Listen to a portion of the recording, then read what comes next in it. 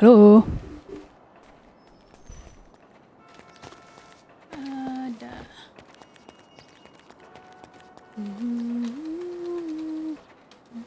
Belief. Oke.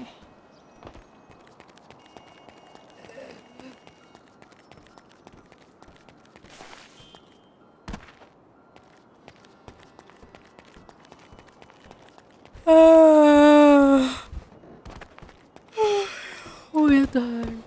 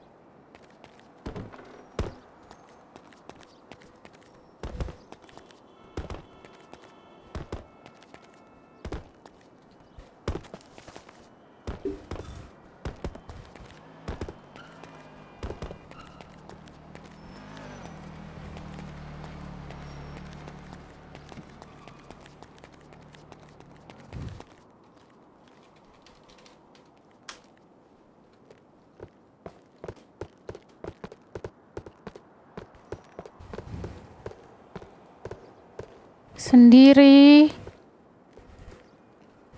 Iya, siapa lagi? Hah? Iya, tadi ada Oh, mana ada ya? ntar mau isi absen dulu. Absensi.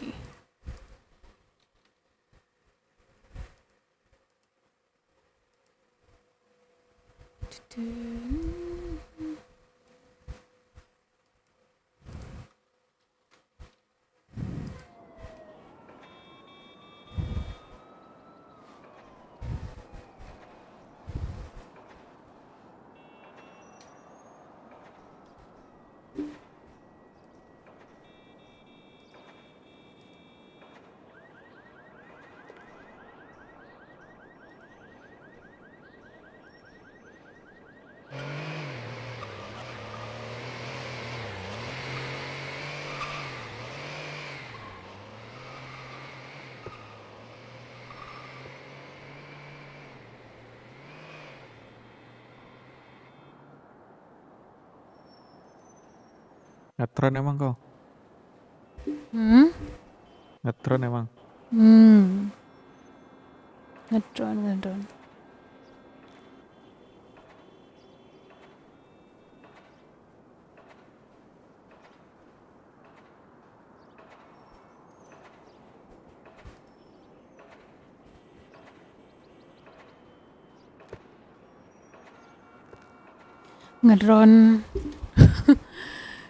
Melamun sambil nonton podcast. Astagfirullah. Kan nggak ada orangnya. Ada ini. Aku cek dapat satu tadi. Ada. Ada satu tapi. Baru jam tadi berapa? ke ini. Jam 1 kurang 20. Si awal ini. Pasti ada tuh 1-2 tuh.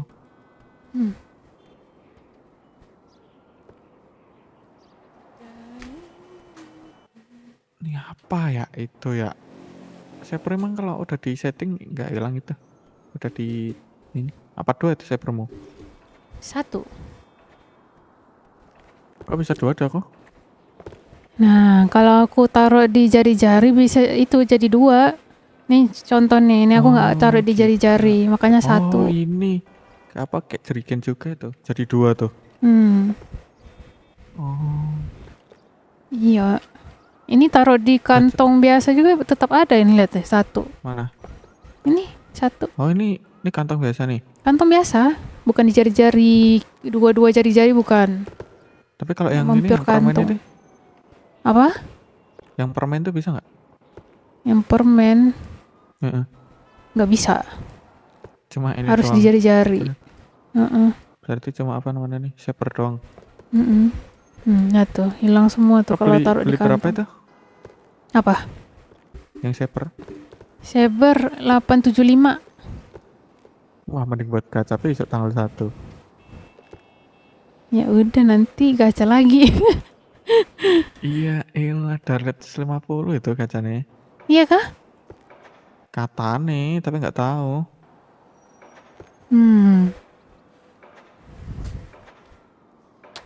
Kayaknya nanti 1 Agustus aku habis uang kayaknya.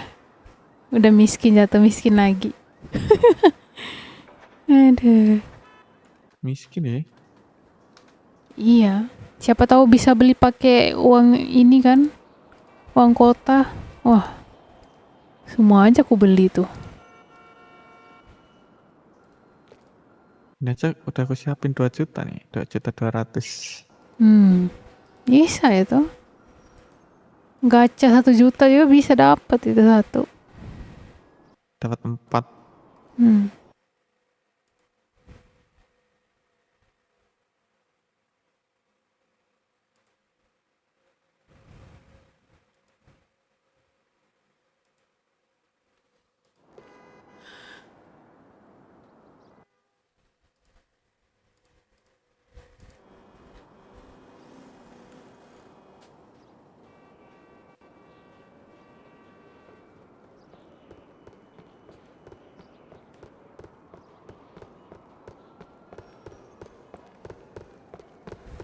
Alien mana ini? Oh, aku kira Rora. sorry. Iya, Mau beli halo. makan dong. Boleh. Kantong berapa? 1 paket di kantong 153. 153. Makan langsung apa bungkus? Langsung makan langsung. Oke. Mau salmon atau chicken? Chicken. Chicken. Cash curious? Cash aja Ki. Cash aja. Boleh. Nah, sebentar ya. Oke.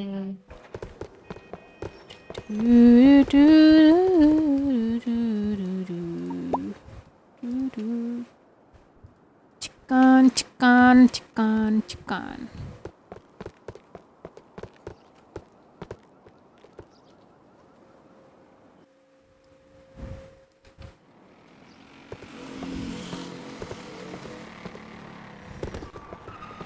Ini ya 10 makan sama 10 minum. Masuk? Oke, masuk. Terima kasih. Sama-sama.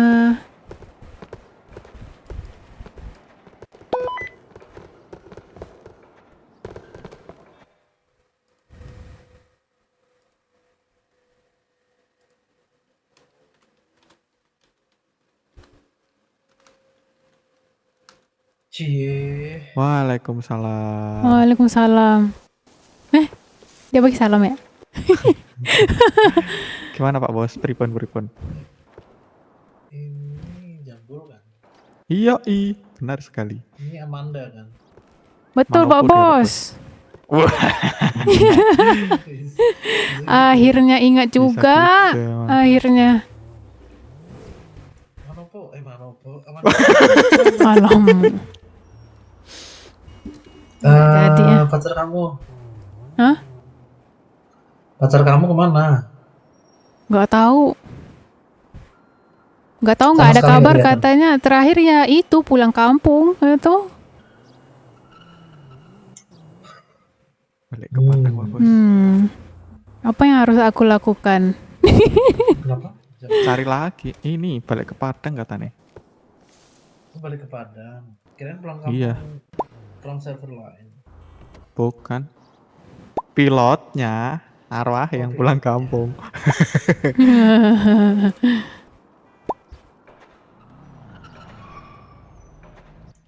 Terus kamu Jambul gak punya cewek? Apa punya cowok? Ada, Pak. Astagfirullah. Kok gitu, Oh Pak? lomo. Kok jadi serem aku, Pak. Ada Ya, cuma perasaan bangun. itu kamu jambol sendiri mau Nah, itu dia. Ya pasangan cowok. jarang ke kota tapi di atas. Oh iya, bagus. Lah, gitu aja Pak Kalau di Bos. kota siapa? Kerja di sini juga? Cewek Enggak. kamu? Ya sama, di atas sama di bawah sama. Hmm, pasti dari bawah dulu. Hah? Enggak. Kenalannya di Loh, bawah. Enggak. Nggak salah. nggak salah Oh, lagi. enggak Pak Bos, dari atas baru ke bawah. Kenalannya di bawah. Kok gitu Pak Bos? Kok maksa? Kok maksa gitu? Karena kebanyakan kan seperti itu. Karena aku Ah, survei.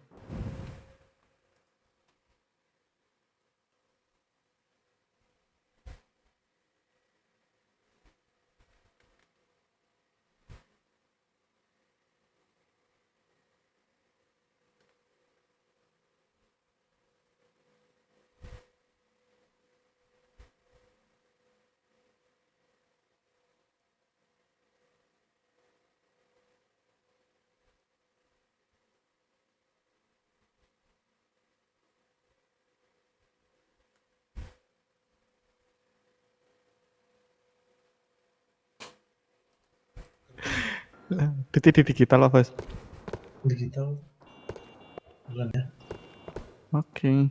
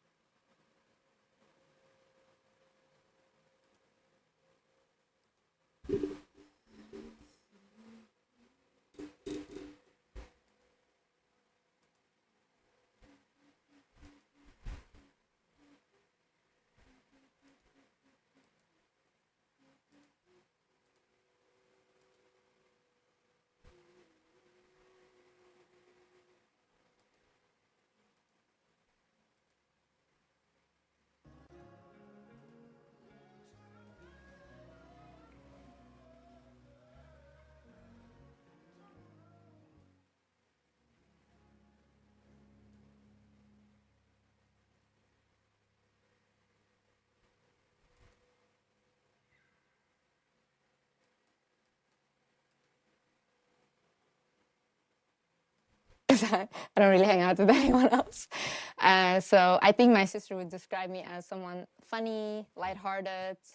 I'm also very I feel like a strong person, and definitely a workaholic. I love working. Yeah, and I feel like I'm also I'm always there for people. Yeah.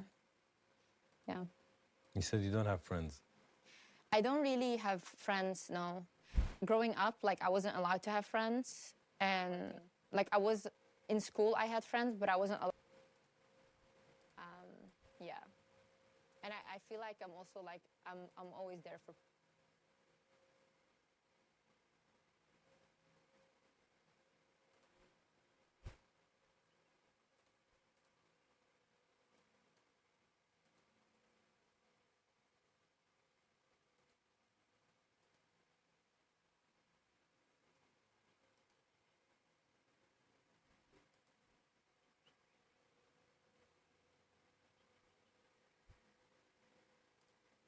allowed to hang out with them outside because my father was super controlling, like super religious, and basically me, my sister, we couldn't leave our house unless it was school or work. So I never was allowed to develop friendships outside of the house. But I was very lucky that I had a sister, which is literally my best friend. And yeah, that was really good. But other than that, all of my friendships just turned into online. Like I never really hang out with people other than my sister. Yeah. So it's just something you got used to, that even when you moved out and had your own life, you still don't know how to make friends, or you don't want to make new friends? I think right now I'm in a point of, like, even with my career and everything, that I've been very betrayed, even with people that I used to be my friends, and I've been backstabbed a lot, that I'm very cautious now who I allow around me. And like even recently I found something out about like a guy that I used to be friends with, and I'm like, I don't understand how some people do what they do or why they would do it. But you know how they always say, like, once you make it, and I've been backstabbed a lot, that I'm very cautious now who I around. Or once you become successful, your day ones, you should never forget them, or all these things. But I really feel like once you change or once you reach a certain level of success, a lot of people reveal who they really are. And that for me has been the most heartbreaking process, because I now understand why people say, like, the more successful you get, the more lonelier you get. Like, I get it, and I hate that. They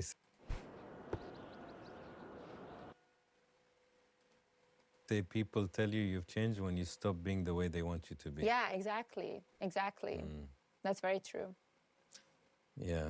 But you know what, how I look at it, Liz, when I go through similar things, I'm like, thank God you showed me. Because I'd rather know than be that stupid idiot that everybody knows except me. Yeah. I hate that idea. Yeah. Like, everybody's like, oh, he's taking advantage, or they're lying to me, or they're cheating, or whatever.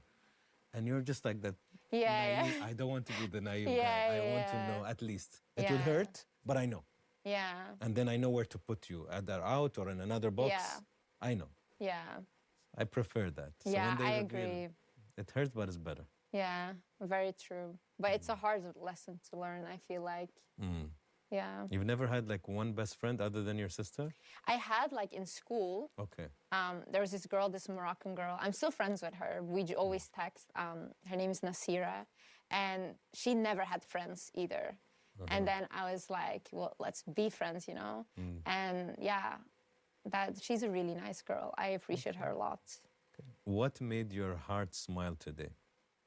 I FaceTimed my baby. Okay. Yeah, I was very happy. Okay, I'm happy that you're happy. Well, thank you. Good. That's really sweet Yeah. and important for your heart. Yeah. Like, for 2 weeks, I had, like, no contact with my ex who has my child. And I didn't know anything about my child. So I was, like, I was really suffering. Because my sister is, like, she's trying to make me be strong. And she's, like, just, like, you know, he'll come around, like, he'll give you your child or whatever, it will happen. Like, just stay strong, stay strong. And then, like, 2 weeks go by and nothing happens, you know? And then I feel like, especially because I'm a mother, I can't. So, like, I reached out and we came to some sort of agreement that I at least can, like, FaceTime my child. That made me very happy. But I just don't understand the level of evil you have to be to take a child from their mother. If the mother is, like, genuinely, like, wants to be in a child's life and wants to be there, especially because it's an infant, you know, they need their mother, especially for the brain development and all these things. So, yeah, I really, this year, I just learned that people are very evil.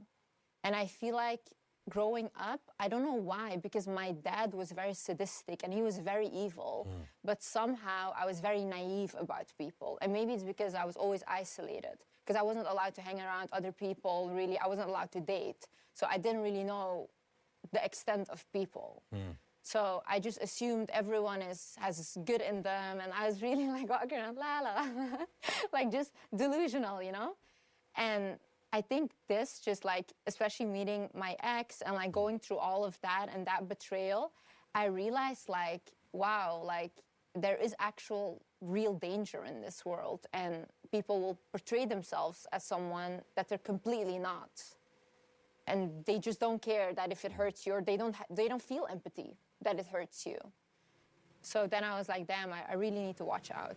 But that also made me like more wise, because now I'm like, okay, so now I know at least, you know. So I think there was a blessing in that it really woke me up. RM10 sudah cukup buat kami semua bahagia. Terima kasih sudah membantu kami.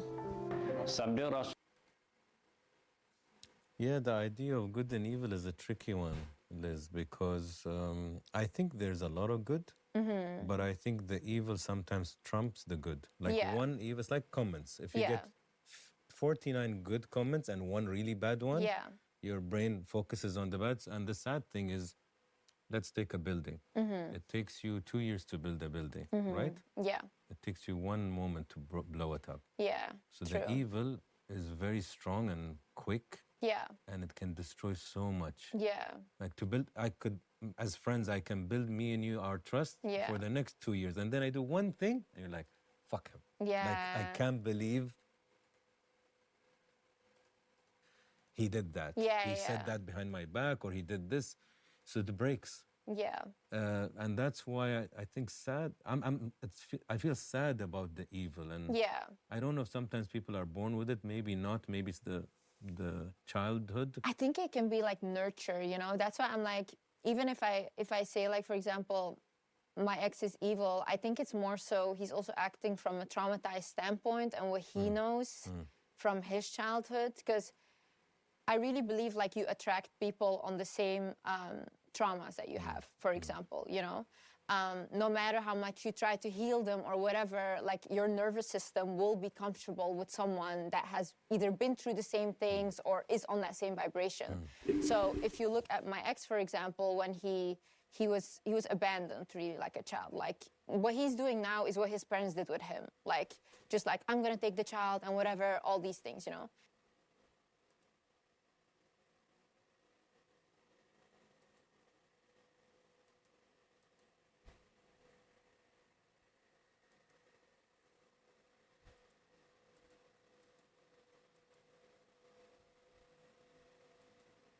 And in a way, I was also abandoned, but it was like my parents did stay together, even though they were abusive, like my dad was abusing my mom, they stayed together.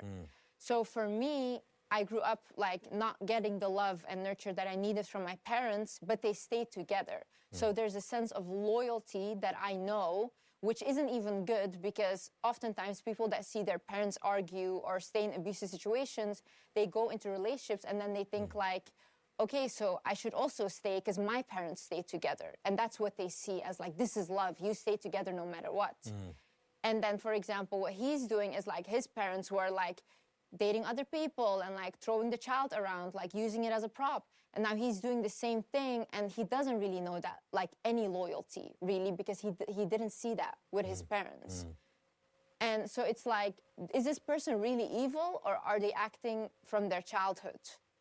Because and it can still be evil, even if they're acting out of their childhood. Yeah, I mean, what he's doing is bad, but I always look at why are you doing that, you know? It doesn't mean that I have to accept it. It doesn't mean I have to justify your actions. Correct.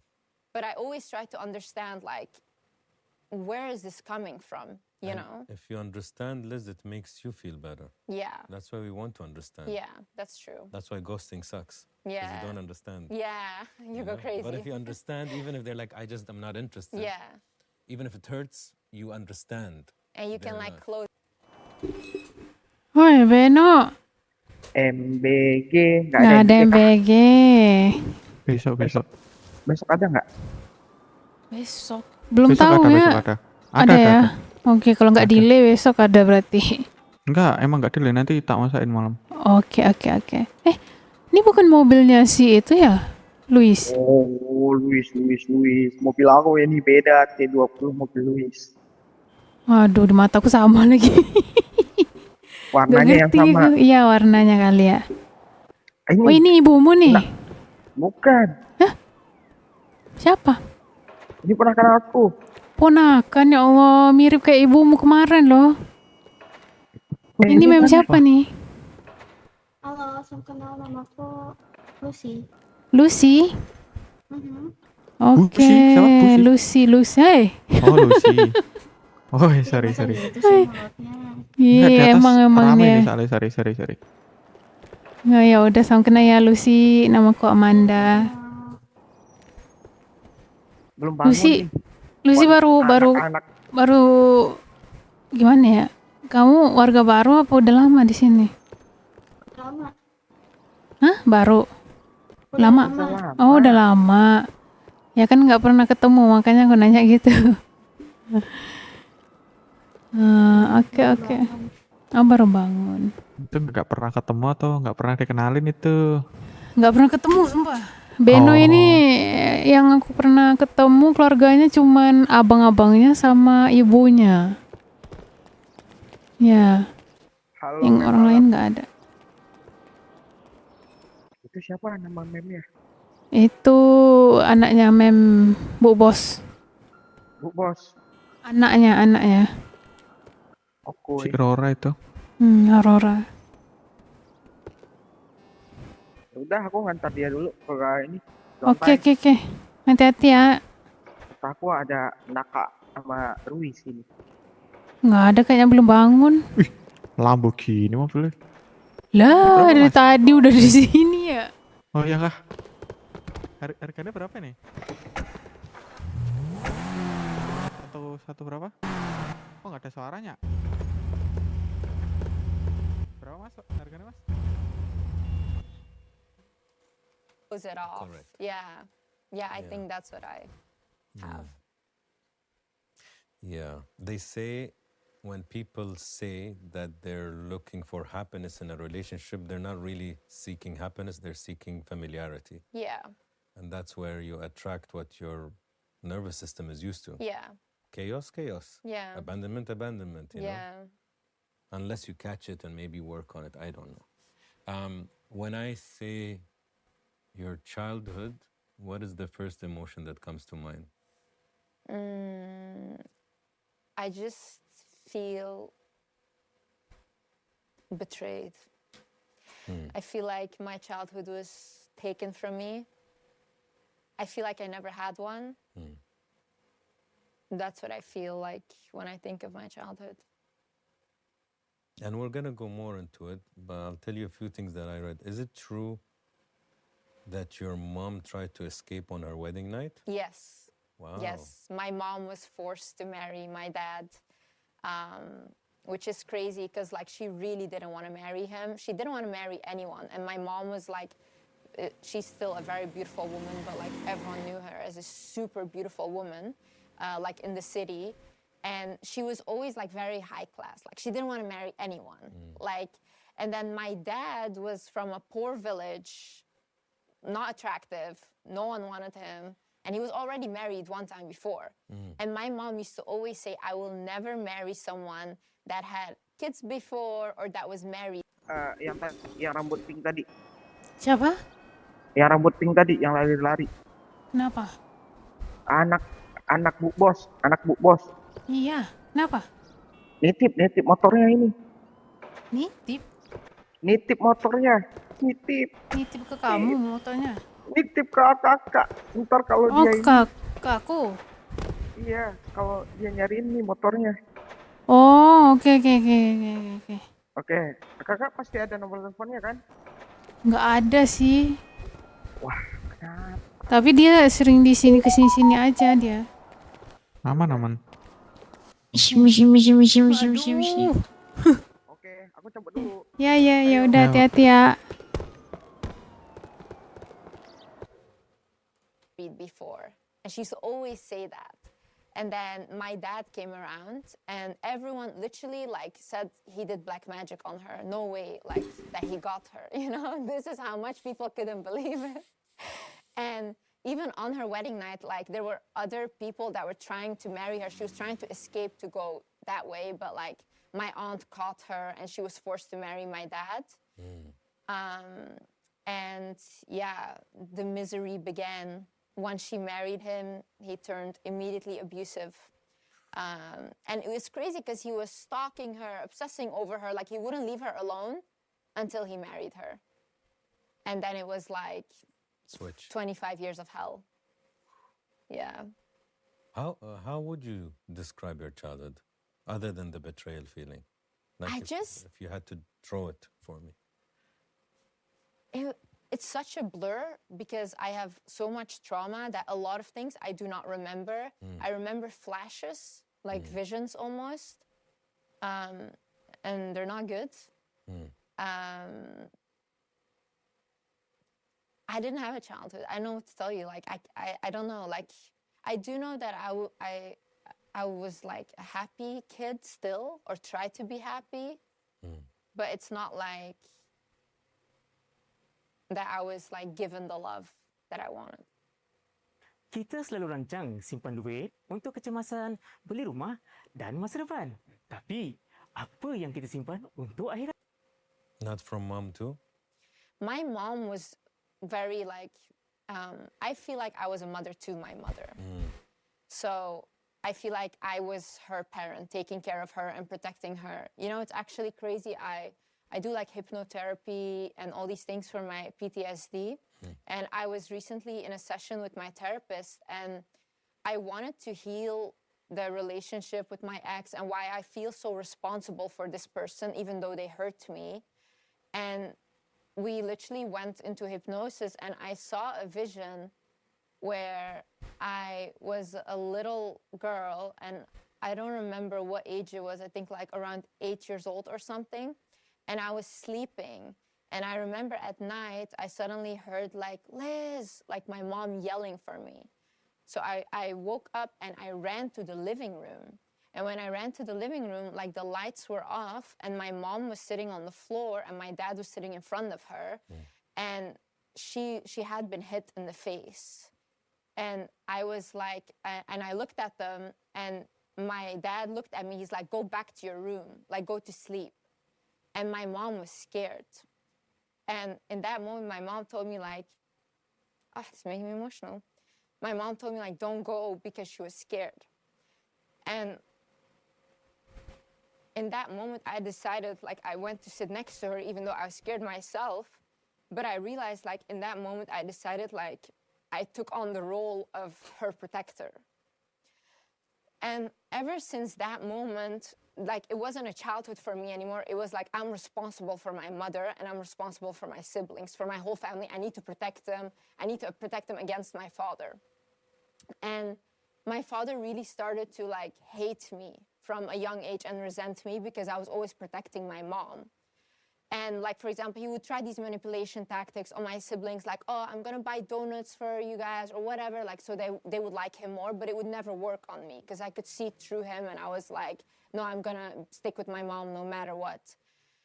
And yeah, that was just my whole childhood, like giving her advice, protecting her, like physically protecting her. And then like, once I became older, my whole focus was I need to provide and I need to make money to help my mom and to help my siblings. Like, that's my role. So then I remember when I was 12 years old, for example, I went and I was like, I bought these waffles in supermarket. And I was like, I have to decorate each waffle separately. And then I was gonna sell them like door to door to people so that I could make money. And I was like, yeah, it's for a good cause. The good cause is me. So I was like, I was selling them and I had made like a lot of money, you know? But I told like my parents I have like a nanny job or something. So then I was like, I was doing that job. And then once it was legal for me to work, which was like 15, turning 16, I did any job I could. Like literally, I was always working because I didn't want my mom to have to provide for me because she was already working a lot and my dad wasn't doing anything. So I didn't want to put like more pressure on her. So also my sister started working, like the women in the family were all working. And we were providing for ourselves. And then we were like, my dad would make us pay for groceries and everything. Like he was doing nothing. So yeah, it was a lot of responsibility at a young age. Yeah, it makes sense that you didn't taste what childhood is supposed to be. And then also at some point you had to leave your homeland and emigrate, right? Yeah, that was actually like that. I was 1 year old. Ah, it was Oh, that was early. before. That was before. Yeah. So all of what you told me was after the move. Yeah, yeah, yeah. Ah, so you moved very early, so you don't remember your home. No, no. My mom does remember the war. My dad does. My older brother does. Yeah. Okay. You ready for the journey? Yes. The first time I do it this way, but there was so much to your story, Liz, that I usually don't even, like, I'll use this just for like five questions that I'll quote you and I'll see what you have to say about your quote, right? Yeah. Or what somebody's saying. But this time, like, I need to make sure we go to this journey correctly. Yeah, okay. So yeah. I've lived many lives. Okay. So is it true that your mother was cleaning toilets for $10 a week and that was your family's only source of food? Yes, that was like when we had just immigrated and we're at the immigration center refugee camp. Okay. And there you could like do a job where you clean toilets, and she would make like $10 a week for that. And yeah, that was the money that we had. Which another thing happened, which was even crazier, because my oldest brother, he was disabled because of like the war. And because of that, we got government support that they gave like to refugees, and it was around $10,000 to $15,000. But like that was huge amount of money, especially like back in the day. You Per know? month or per No, year? that was like once you get that. I was like, okay. because you need medical support and all these things. And basically, my mom had found out that my dad had taken that money that was supposed to be for my brother, and he had sent it back home so his mom could build a house for herself after the war, like destroyed her house so she could build a house again. So my mom said like that was the first time that I looked at that man and I was like, I genuinely hate this person, and I'm never gonna forgive him again. Because like we couldn't even afford food or basic necessities, and you have like 3 children by that time, and he just didn't care. He just sent it all, so we didn't have money. Why do you think you said you're 5? Yeah. Why do you think your mom kept having children? I think society and like how our culture is raised, I think it's like it's very normal, and it's like what her mother has done, and they didn't know any better. I mean, they also never had an example of any woman that does anything outside of the norm. So you're just gonna do what everyone else is doing, you know? You create a family, the man tells you he wants a child, so you listen to the man, like he's abusing you, but you're still gonna stay because that's all you have ever seen. And then it takes one person to break that cycle for it to never repeat again, because now you have an example of how things can be different. I'm here in a nutrition center in South Sudan, witnessing children weak from... Is it true that your father would invite friends over to humiliate your mother because she wanted a job? Yes. He would, so the first...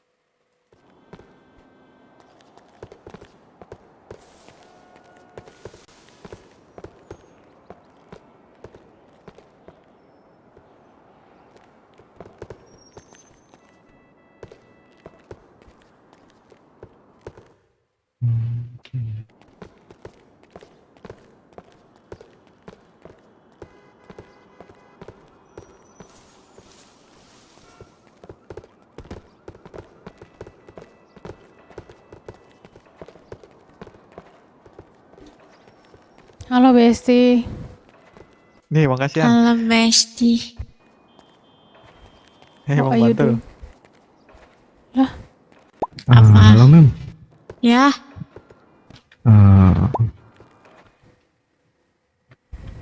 halo Sher. Iya, halo. Kenapa Sher? Dari tadi Apa sernya kabar? bolak-balik mau beli Kenapa, Mem? makan kah? Iya, Mem. Mau beli Astaga. makanan. Sama Dori aja tuh. Bingung gitu loh. Kenapa Sher? Bentar. Bingung. Tadi apa namanya? Mau pesannya di mana? Ini kan ada 2 ya Sher ya. Oh, nggak tahu. Tadi nggak lihat. Tadi yang gue lihat cuma memnya aja. Loh, gimana? Jadi patung kita ini. Iya, ada. Ini statue dulu. Di kantong berapa, Sir? Saya di kantong 231. Mau beli berapa paket? Satu paketnya berapa, Mem? Satu paket nggak dibungkus 15.000. Yang dibungkus? Yang dibungkus 20.000. Yang dibungkus 20.000. Yang dibungkus aja deh. Berapa paket? Satu paket. Ya, Sir, ada yang bisa dibantu, Sir? Nggak ada duit ya, nggak bisa ditawarin itu. Oh, ya udah. Oke, satu kiris, Sir. Curious aja. Kiris. Aduh, orang mabuk tuh. Aduh, apa siapa tuh? Ntar ya, diambil dulu.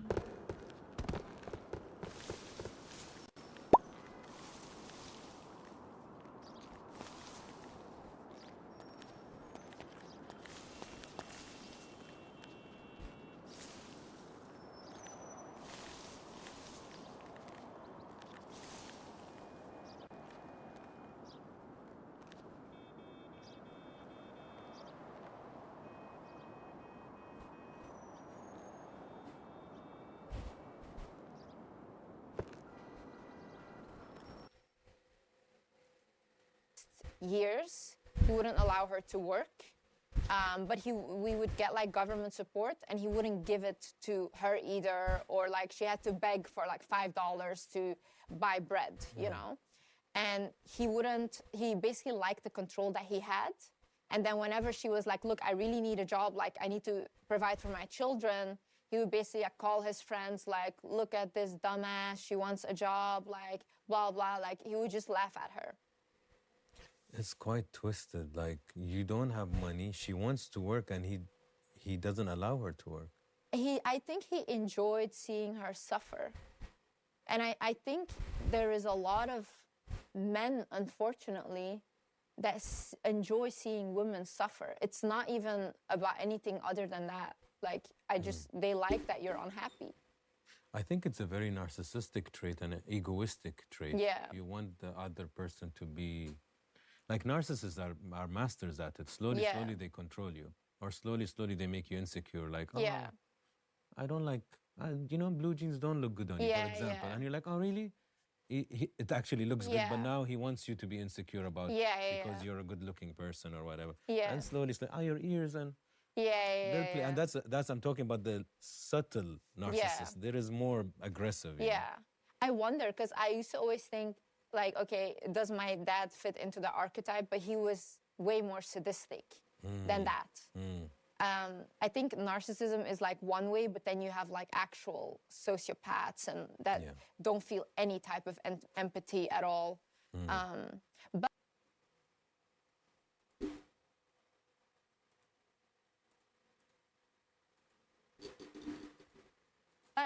like on the flip side, outside he was very loved and everyone, very charming man, you know, like, oh, religious man, like everyone thought he was amazing.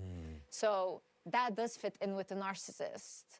But I heard somewhere that like sociopaths can have narcissism too, but not all narcissists are sociopaths. So like... Yeah, I think narcissism is a spectrum. Yeah. I think a lot of people have it, especially with selfies today. I think selfies make you more narcissistic, especially somebody who like their last 9 pictures on Instagram are all them alone. And I'm like, I know some people say, and that's no, you're judging. I think if it's always just you, I think there's a level of narcissism there. Now, is it normal narcissism or unhealthy or healthy? I think we can argue that from what I've seen, I think humans have a spectrum of narcissism. And at some point, it becomes harmful to people. Before that, maybe somebody's just in love with themselves or insecure. I think that's a misconception about narcissism. I was just going to say that. Yeah, I don't think they're in love with them. I think they're insecure. Because that's a misconception, that because people think like, oh, people that are narcissistic are just in love with themselves or things like that, you know? But actually, like, they're severely insecure individuals. And it is a mental illness. Like, they don't operate like how normal people operate. Like, they scheme and they plot things. And for example, how I've seen people that have... that I mean, diagnosed narcissism, I've seen, they'll think like, okay, today I'm going to act like a good partner. Today I'm going to act like a good father. That's how they think. But everything is an act. Wow. So nothing is really because they want to do it. And also how exhausting it is to live like that. You have to constantly just perform, you know? Like, for example, I had this instance with this person and their grandma came to visit, for example. And when she came to visit, they were like, yeah, I want her, it's like their grandma, you know? And then they're like, I want her to just take a hotel and not stay at my house. And I was like, are you insane? Like, let her stay at your house, at your grandma, you know? And they were like, no, because then I have to constantly wear a mask. And I was like, damn, like, when can you ever be yourself? And when in your childhood did you learn that you have to perform for approval? Because that's what they're really doing. They don't think that they're good enough. They don't think that their authentic version will be accepted. So they will do anything so that they are liked. For example, if we look at my ex, the first year that we were together, that person didn't exist. He literally was everything I wanted in a man. Like, he was taking care of me. He was emotionally there for me. He, like, any time he wanted to spend with me, like, really like a love story, beautiful, you know? But then I realized, like, this person just, because he was a fan of my content before, this person just studied me. And he mirrored every single thing that I was. So I fell in love with myself, but that was never him. And so after that, like, I realized when I was 4 months pregnant, I got cheated on. I was shocked because this person was like such a loyal person and never wanted to leave my side and blah, blah. So when I found that out, I have never been so shocked in my life about something. Like, it was a wake up, like, oh my God. And then I just realized, like, this person that I thought that he was never existed. So it was a whole reality collapse for me. And then I have to deal with, like, okay, so who is this person? And I feel like, you know, when you go through a relationship like that, was the relationship ever consensual? I don't think so. Because I did not consent to get engaged to this person now, because I don't know them, you know? So you just played a whole character for someone. I think that's actually really insane. For sure. Yeah, I think I've never in my life been so shocked. Because you are not like that, it sounds insane. You know, for anybody listening who's similar, they're like, maybe I don't, Like, you know? I'm literally doing that right now. You know, I think...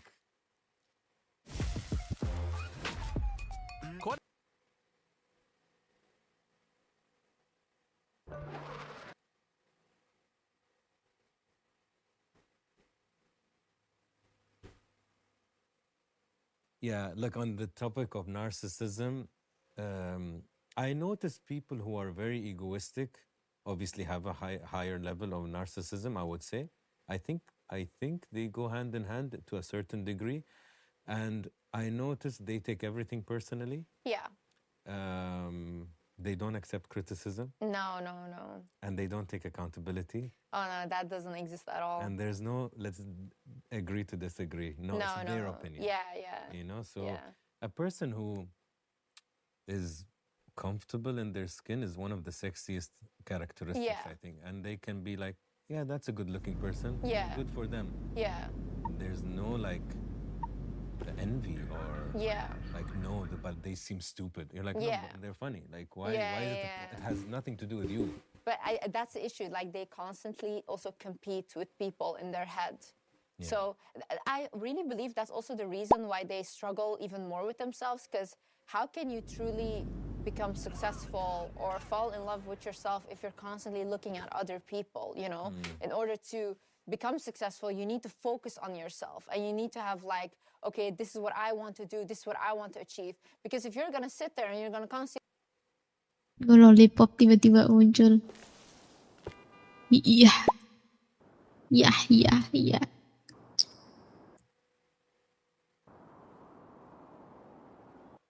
Tar.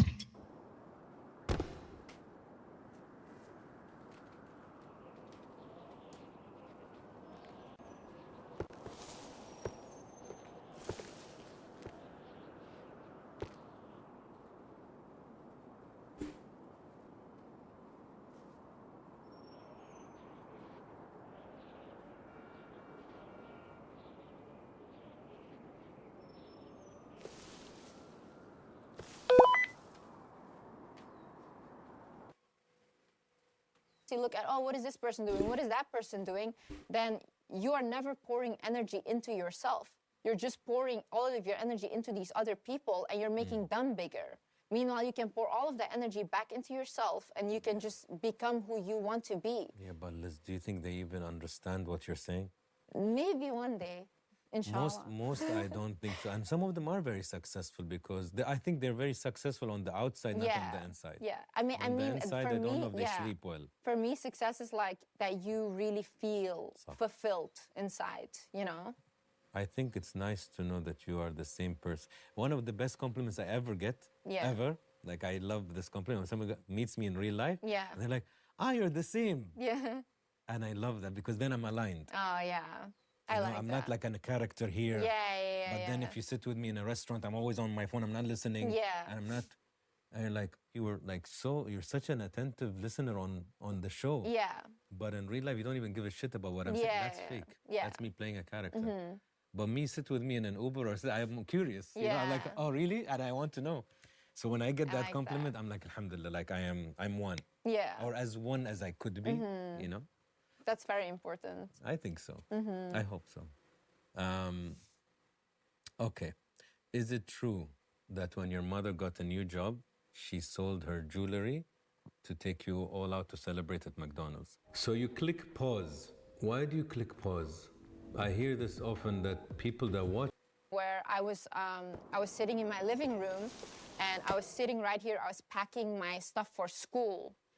And he was sitting right here and he had the remote in front of him. And every single time he would call us out of our room to hand him the remote, even though it was here. But it was just to show I'm powerful. So then one time I was sitting right there, like completely there, next to like a door that had glass. And my father was sitting here, the remote is here, and he goes like, give me the remote. And I said, 1 second, because I was packing something in my like backpack for school. And because I said 1 second, he takes the remote and he throws it at my head. But I ducked. So because I ducked, it like broke the glass of the door. And so he beat me up because the glass door was broken. Because it was supposed to be my head and not the glass. Yeah. Did you notice you laugh? Yeah. Well, I laugh when I get uncomfortable. I know. Yeah. You know, there was another thing that like he used to always do with me and my sister. And it was like, it was like he would literally, so he had a silver suitcase. And in our culture, honor killings are very normal, you know, for women. Like, ever since I was young, I heard, we're gonna kill you if you dishonor my reputation, blah, blah. Like, that was all I ever heard. So basically, my dad had this silver suitcase, and my sister and I remember I was like 8 years old. We were sitting in our room, and he came inside of the room with a silver suitcase. He opens it, and there's all like butcher knives. And he said to us, like, if you guys ever do something to dishonor me, this is the knives I will kill you guys with. And then we were like, okay. So then after that, like a couple years later, he would start this ritual where my sister, for example, pissed him off or did something, and he would take the silver suitcase and he would take out the knife and he would basically, it was in the living room, my sister was on the couch, and he would like push the knife on my, like not with the sharp thing, but like the flat thing on her neck, and basically be like, you're gonna die. And I had to like for hours beg for her life. So I would sit there being like, don't kill her. Like literally I would cry so much, my eyes would be swollen, and we were children, you know? So I would be like,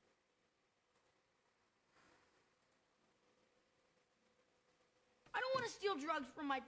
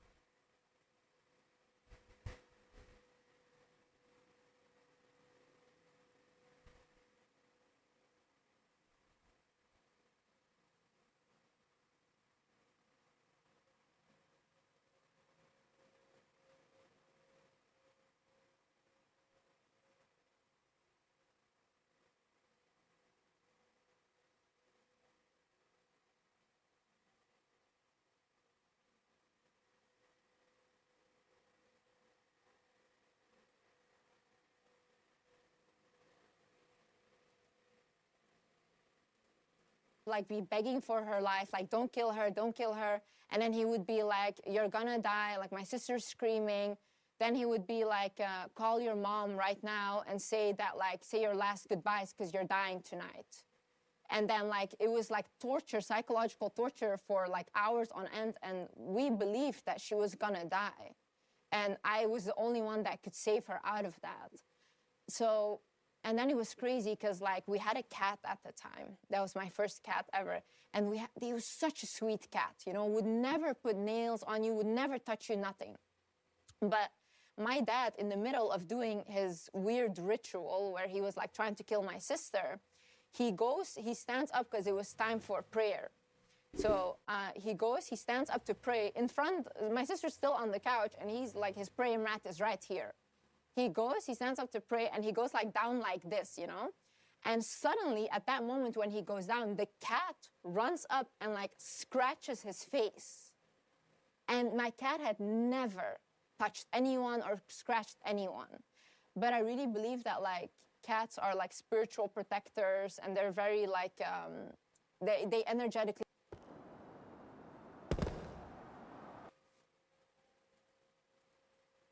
really protect you.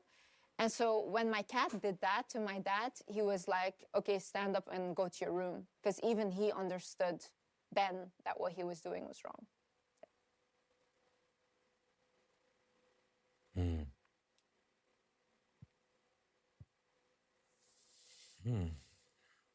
It's good that you're not laughing anymore. Yeah. It's not allowed.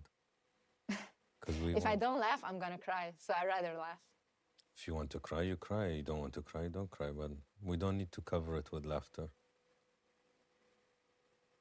I think that's why, like, you know, me and my sister, we have a bond where we're very like this and like we're always protecting each other because it's a big, we went through all of that trauma together, and me and my other siblings as well. And we're all very protective of our mom because we saw her go through all of that abuse. Yeah. So like, even if my mom is like late 5 minutes from work, my brothers, everyone is calling, where are you? What's going on? We get really stressed because of what we had to witness as children. Yeah. How's your nervous system? I don't know. Tired? Yeah, I don't know. I don't know.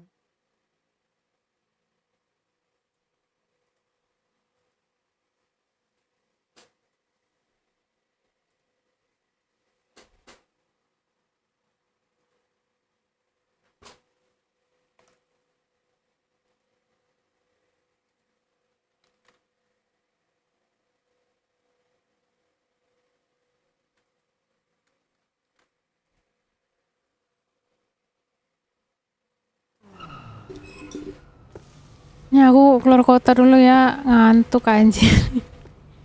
Guys. Ya malam Tidur nanti lah, pula. tidur lah. Iya.